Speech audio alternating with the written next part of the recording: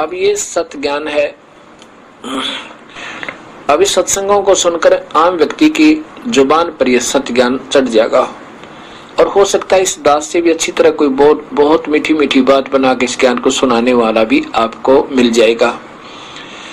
और आपके अंदर एक विशेष कमजोरी है हमारे अंदर कि हम किसी की लतीफेदार बातें सुन ले उस पर इतने प्रभावित हो जाते हैं बहुत गणे, फिर उसकी महिमा गाँव में आइयो हमारे भी सुनाइयो सत्संग आजा हमारे भी।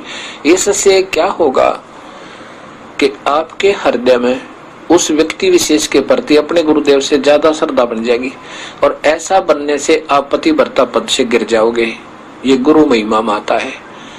गुरु को तजा बजा जो आना था पशुआ को फोकट गया ना, उस वो आपको मीठी मीठी बातें बता सकता है इस ज्ञान के आधार पर दे कुछ नहीं सकता। जैसे प्रधानमंत्री या मुख्यमंत्री किसी विशेष स्थान पर जाते हैं, उनसे पहले वक्ता बहुत कुछ बोल देते हैं, ऐसा जमीन आसमान मिला देते हैं, हमारी सरकार ये कर देगी, हम ये कर देंगे, लेकिन वो कर कुछ नहीं सकते, वो बोल सकते हैं। मुख्यमंत्री या प्रधानमंत्री आता है, दो शब्द कहता है कि तुम्हारा ये काम भी हो जाएगा, तुम्हारी सड़क भी बन जाएगी, तुम्हारा वाटर वर्क्स भी बन जाएगा, तुम्हारा स्कूल भी बच्चों का बन जाएगा। उसने इतना ही कहना, वो उसके शब्द में शक्ति है। और वो बोल रहे थे उनके शब्द में शक्ति नहीं है, वो नहीं कुछ कर सकते थे। ऐसे ही ये ज्ञान सुनाने वाले केवल व्यक्ति प्रभुता तो पा जाते हैं बोली समाज में, लेकिन इनके पास नाम देने का अधिकार है नहीं, शब्द शक्ति है नहीं, ये कुछ नहीं दे सकते। लेकिन हमारे अंदर एक विशेषता है या कमजोरी है, विशेष कमजोरी है। एक समय एक कमाल जो मुर्दा जीवित किया था कबीर परमेश्वर ने, अपने बच्चे की तरह रखा और उसको नाम दिया, सतनाम दिया। अब जवान बच्चा था, थोड़े से दिनों में सतगुरु की सुनकर बातों को बड़े मीठी मीठी बातें लतीफेदार सुनावर काफी संगत प्रभावित होगी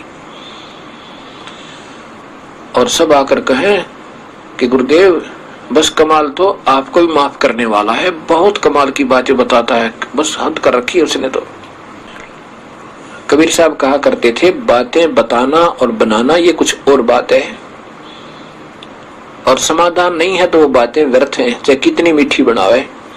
और ये कह देना कि आपके तुल्य है या आपसे भी बढ़ गया है तो भी आप पतिव्रता पद से गिर गए, आपकी भावना गुरु से अटकी, आप नामहीन हो गए, आपका नाम समाप्त हुआ।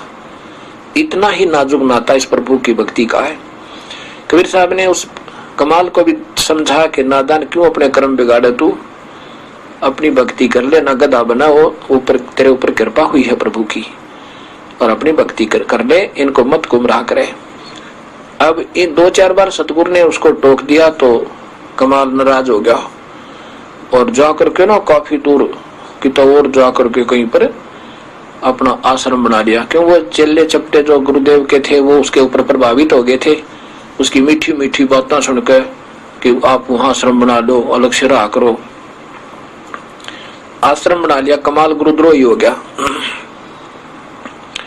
और गरीबदास जी कहते हैं, गुरुद्रोही की पैड़ पे जय पग आवे वीर, 84 निश्चय पड़े नु सतगुरु कहे कबीर। पूरे संत परमात्मा तुल कबीर परमेश्वर ने छोड़ कर गुरुद्रोही हो जाना, गुरु से दुश्मनी कर लेना, बराबर में आश्रम बना लेना है, ऐसे ऐसे करना, ये गुरुद्रोही कहलाता है, गुरु की निंदा करना।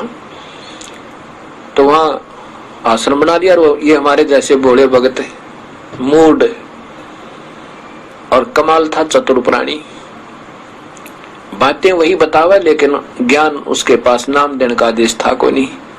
तो यहाँ कहा कि चतुर प्राणी चोर हैं, ये मूड मुग्ध है ठोठ, और संतों के नहीं काम की इनके देगल जोठ। इतने सत्संग सुनकर फिर भी आन संत से भगत से प्रभावित होते हैं तो उनको कोई ज्ञान नहीं, उनका पल्ला वो तो मूड है, और वो मूड उन नादान नीचों जैसे ही है, कमाल जैसे के, और उनके पीछे पड़े रहो और जाओ नरक में दोनों। अब कमाल वहां आश्रम बना कर रहने लगा, खूब मीठी मीठी बातें सुनाओ। वो जो श्रोतागण थे बहुत गुण आने लगे, आश्रम भर जावे, सत्संग सुनावे हर हफ्ते में एक दिन। अब क्या हुआ, कुछ दिनों के बाद उन श्रोता गुणों का नुकसान होने लगे, क्योंकि परमात्मा ने जो सहारा दे रखा था वो वापस कर दिया, कनेक्शन डिस्कनेक्ट हुआ, बिजली आई नहीं, पावर नहीं आई, तो पंखे चलने बंद हो गए, तो उनको सुविधा समाप्त हुई। कुछ दिनों में उनकी वह सब हानियां होने लगी। अब आपको कितने ही मीठी बात बताता हो कोई और एक नुकसान हो जावे, आपने उस संत की बात कति नहीं सुनावे, दोबारा नहीं जा सकते वहां पे। तो ऐसा ही पहले तो मीठी मीठी बातें अच्छी लगे थी, क्योंकि अच्छा सुरीली आवाज थी, जवान लड़का था, खूब बोल बोल को सुनाओ था। थोड़े से दिना में वहां पर 5 व्यक्ति जान लग गए। अब कमाल ने सोचा भाई की बात हुई, कोई भी नहीं आता।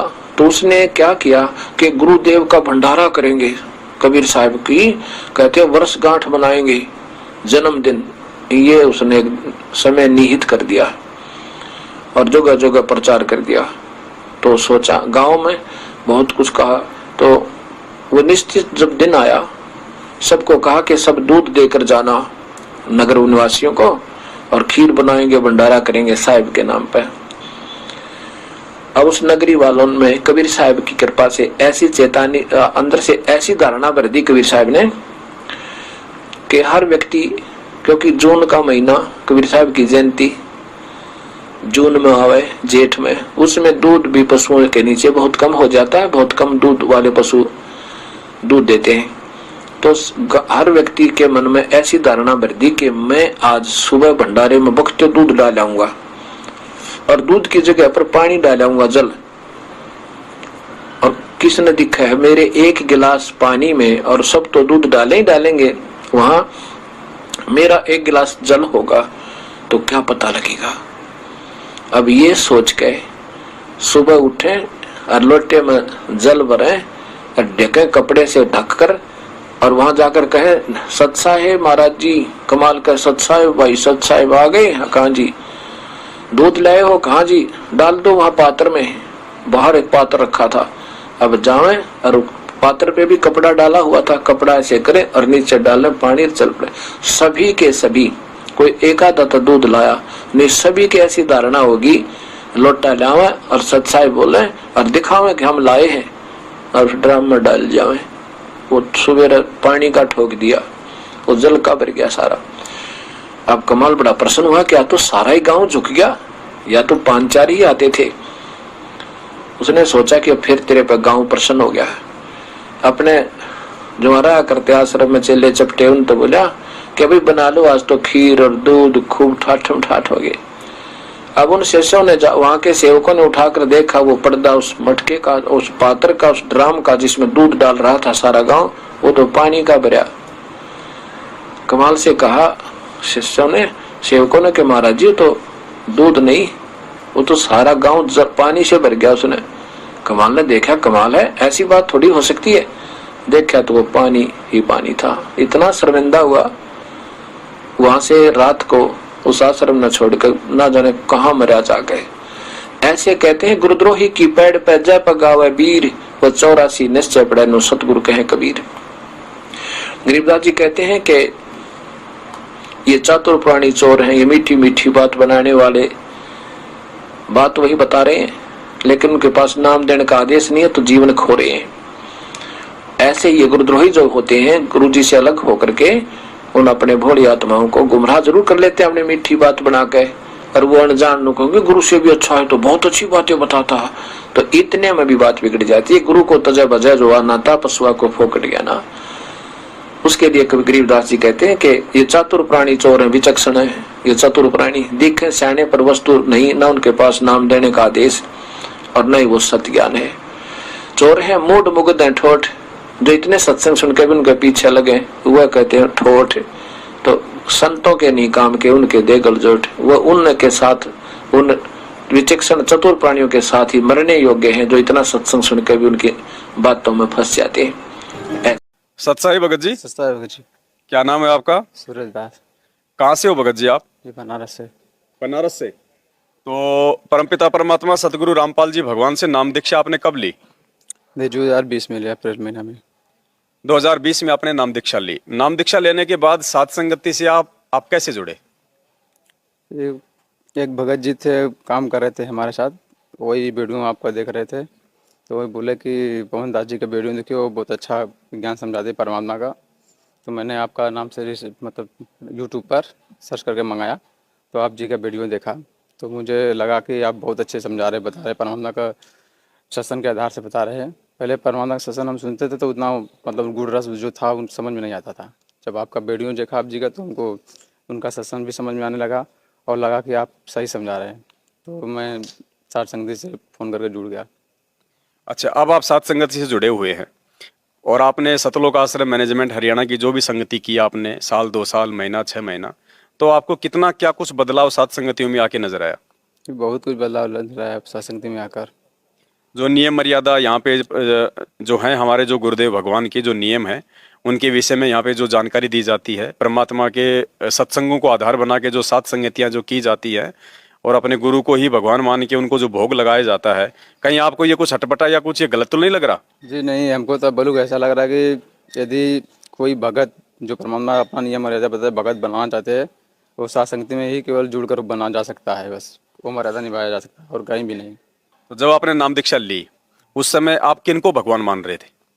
जी मैं तो नाम दीक्षा नहीं लिया था, तभी से मैं सदगुरु रामपाल जी भगवान को मान रहा था और मुझे दर्शन भी दिए थे। मैं जी बहुत नशा कराता था, सुरती और गुटखा वगैरह खाता था, तो मेरा नशा छूट नहीं रहा था।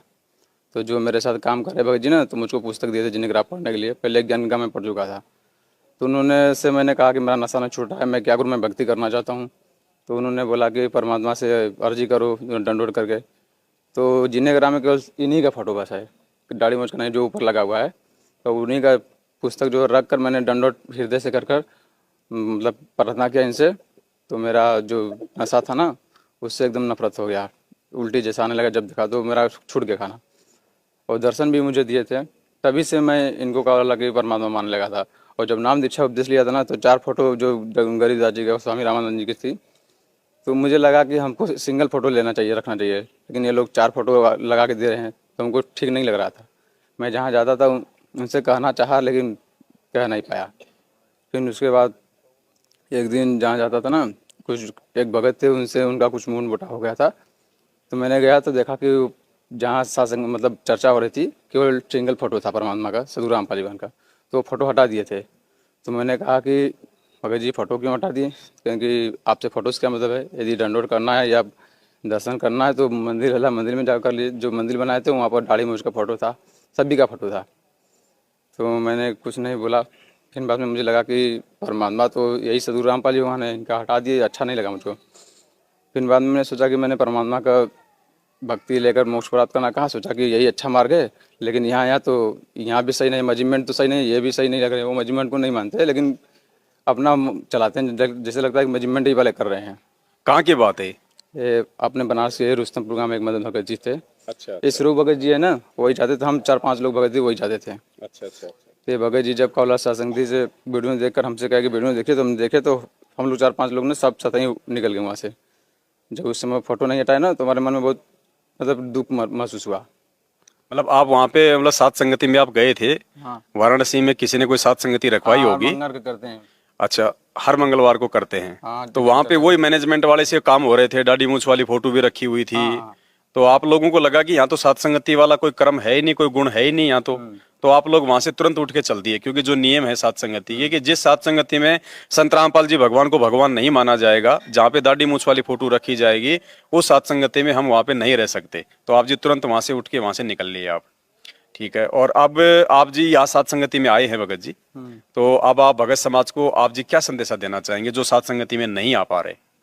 जी हम तो उनको ये संदेशा देंगे कि पहले तो सात संगति का वीडियो देखिए हो, क्योंकि वो वीडियो देखेंगे तो सच और झूठ का पता चलेगा।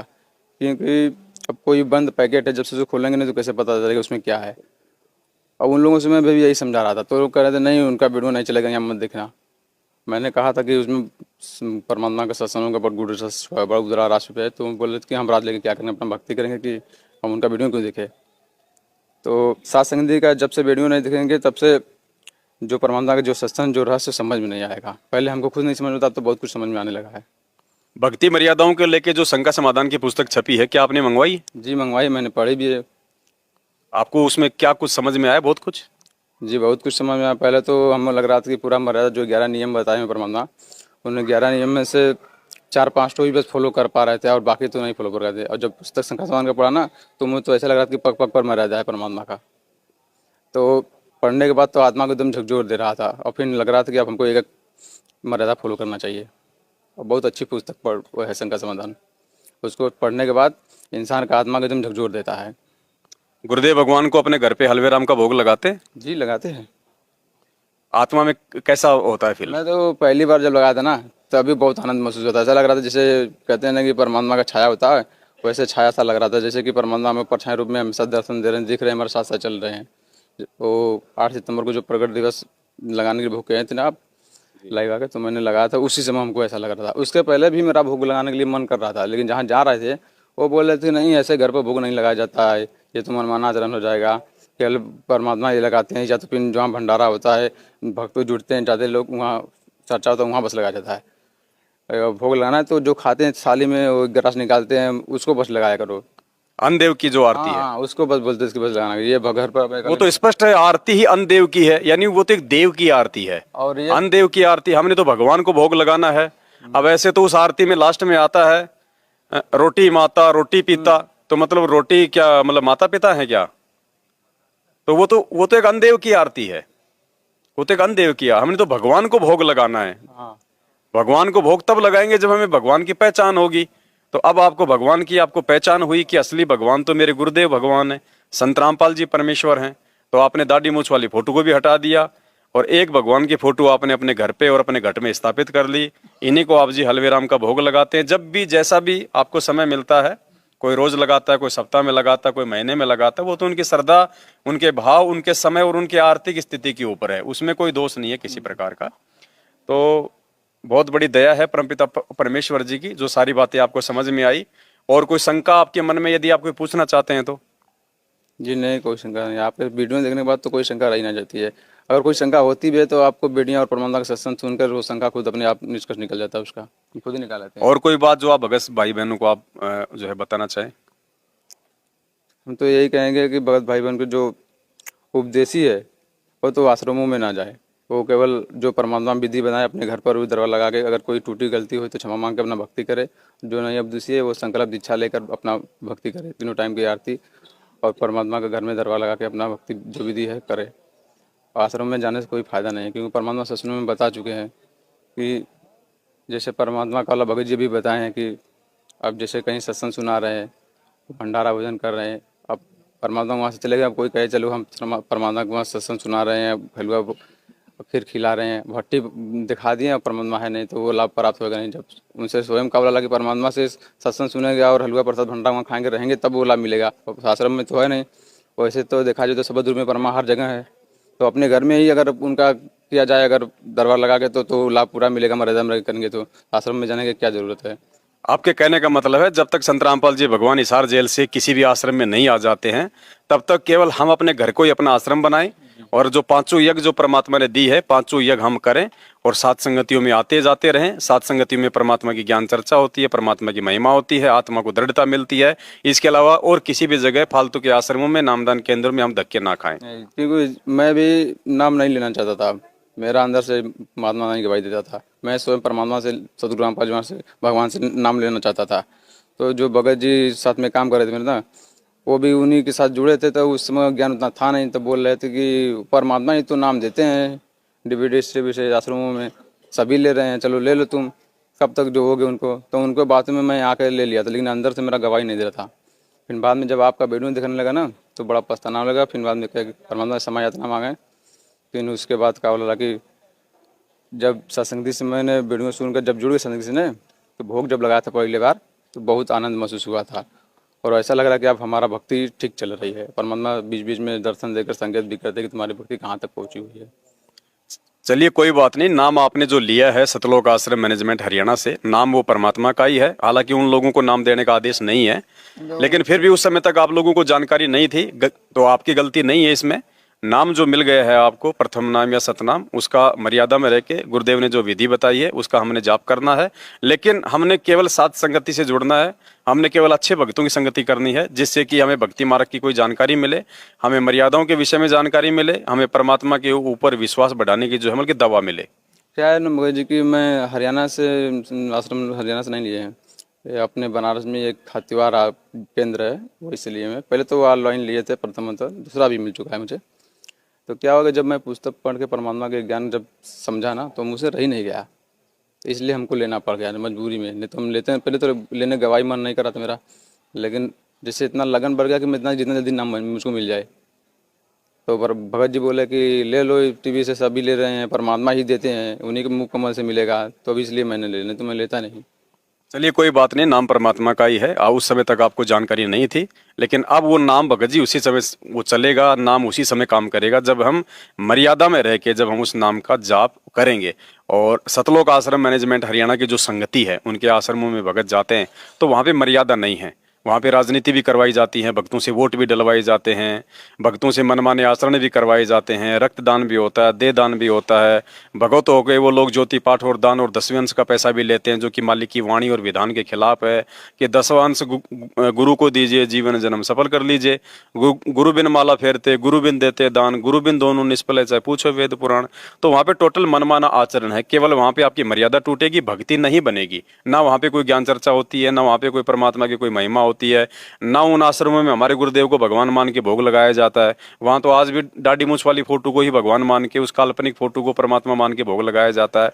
तो जिन जगहों पे हमारे गुरुदेव की कोई इज्जत नहीं है, जहां पे हमारे गुरुदेव को एक कागज की दाढ़ी मूछ वाली फोटो से भी नीचे समझा जाता है, तो वो आश्रम हमारे लिए मतलब बेकार हैं जी, किसी काम का नहीं है।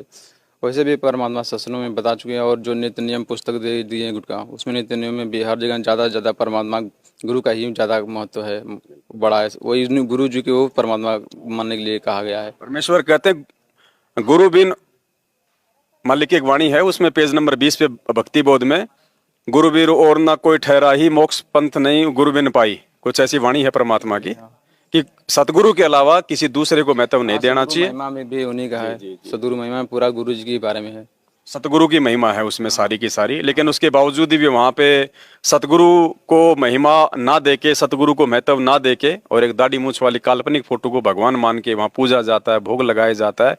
तो ऐसी जगह पे जाने से तो मर्यादा खंडित होगी, क्योंकि वहाँ तो काल भगवान बैठा हुआ है। हमारे गुरुदेव का वास उन आश्रमों में नहीं है।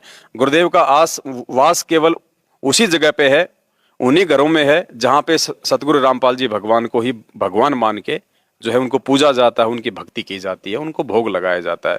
और वो जगह केवल सात संगति है, या सात संगति से जुड़े हुए भाई बहनों के अपने अपने जो है वो घर हैं, वही उनका असली आश्रम है। जब तक हमारे गुरुदेव जेल से नहीं आ जाते हैं, और जेल से आने के बाद परमात्मा जहाँ भी आएंगे, जिस भी आश्रम में आएंगे, तो हम वहाँ पे हम दौड़े दौड़े जाएंगे, क्योंकि वहाँ तो हमें फिर भगवान मिलेगा साक्षात, परमात्मा के साक्षात हमारे को वहाँ पे दर्शन होगा, मालिक का हमारे को आशीर्वाद मिलेगा। लेकिन जब तक गुरुदेव नहीं आ जाते हैं, तब तक हम सभी भगत भाई बहनों को अपने घर पे रह के, अपने घर पे जहाँ हमने दरबार लगा रखा है वही हमारा आश्रम है, जहाँ हम 3 समय की आरती करते हैं, मालिक को दंडोत करते हैं, ज्योत जलाते हैं, वही हमारा जो है वो दरबार है, हमारा आश्रम है। और हमारे परमात्मा को वहीं पे साक्षात विराजमान मान के हमने अपनी जो है भक्ति करनी है। संध्या आरती में परमात्मा कहते हैं, घटी ही में गंगा, घटी ही में जमुना, घटी ही में है जगदीश, और मोह को कहाँ ढूंढे रे बंदे, मैं तो तेरे पास में।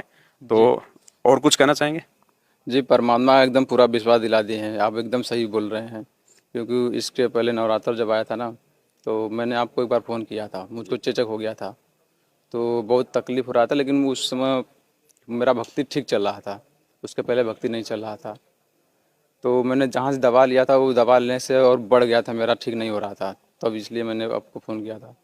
लेकिन आप जी ने कहा कि देख लो भगत जी, अपना परमात्मा समायाचना मांग लो, देख लो क्या दिक्कत है। तो मैंने तुरंत फ़ोन काट के डाउनलोड करके परमात्मा को गया। डाउनलोड करने ना बहुत ज़्यादा रुआई आया मुझको, और डाउनलोड करने के बाद समायाचना मांगने के बाद एक गांव में सब्जी बेचने वाला आया, उसने मुझे बताया कि यहाँ से दवा ले लो, कम पैसा में देते हैं, बढ़िया दवा देते हैं। तो वहाँ मैंने गया, दवाई लिया। तो सुबह से दवा लेने के बाद उसके बिहान भर से वो दवा भी काम करने का बहुत कम पैसा में दिए। जहाँ 2 खुराक का दवा 400 को वो डॉक्टर दिए थे, और वो 3 खुराक का दवा कौला की 80 रुपये में हमको दिए थे। डॉक्टर भी बढ़िया मिल गया, और मेरा कौला की ठीक भी होने लगा। और एकदम 3-4 दिन दवा किया, पैसा नहीं था मेरे पास, काम धंधा एकदम बंद था, तो मैंने दवा भी छोड़ दिया। मैंने कहा कि मालिक आप देख लीजिए क्या कैसे क्या करना है। तो अपने आप बिना दवा किए भी ठीक हो गया।